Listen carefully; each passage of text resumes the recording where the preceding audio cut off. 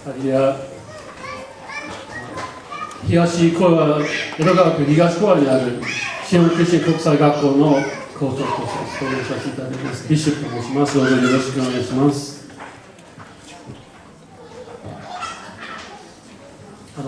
本当は今日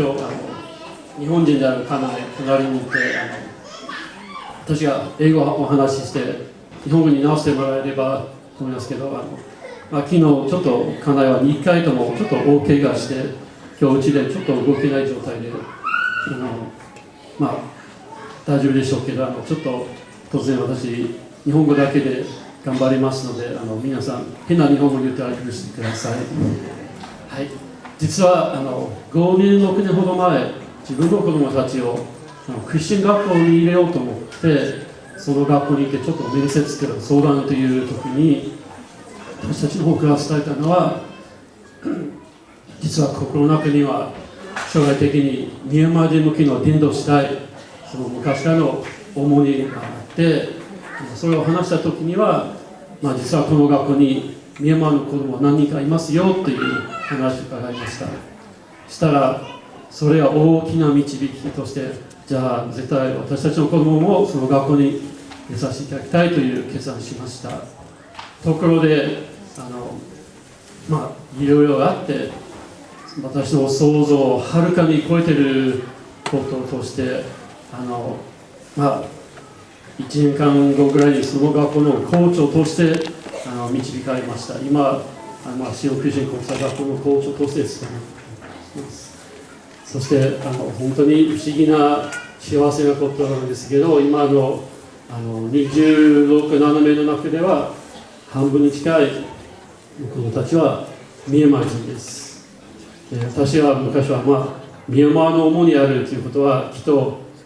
ミャンマー行くっていうことだろうと思いましたけど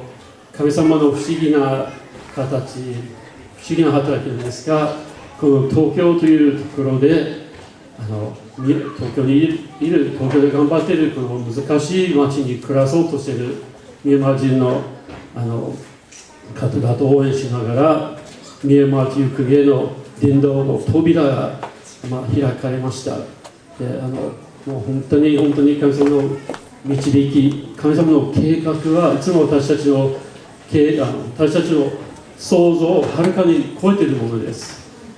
で学校の紹介なんですがちょっとみんなと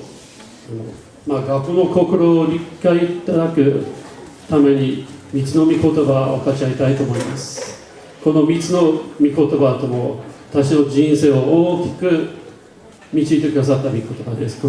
私は日本に来て25年目となります。でこの御言葉で25年間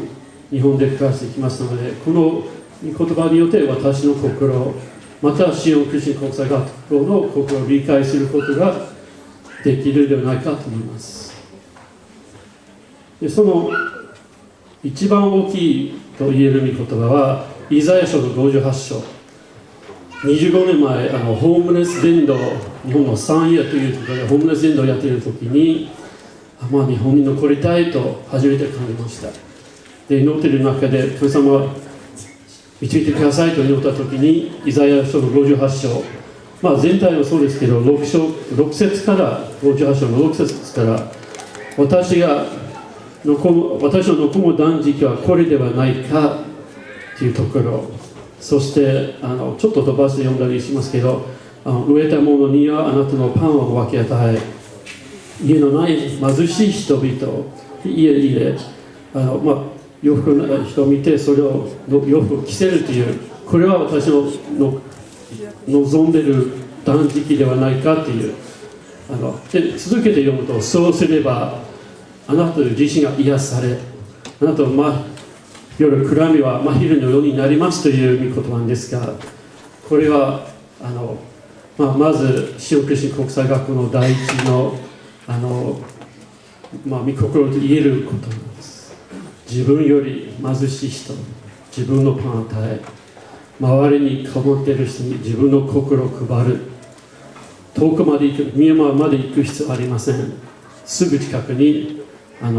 シオンの中にも自分より貧しい人自分より傷が深い人もいるから、私たちはまず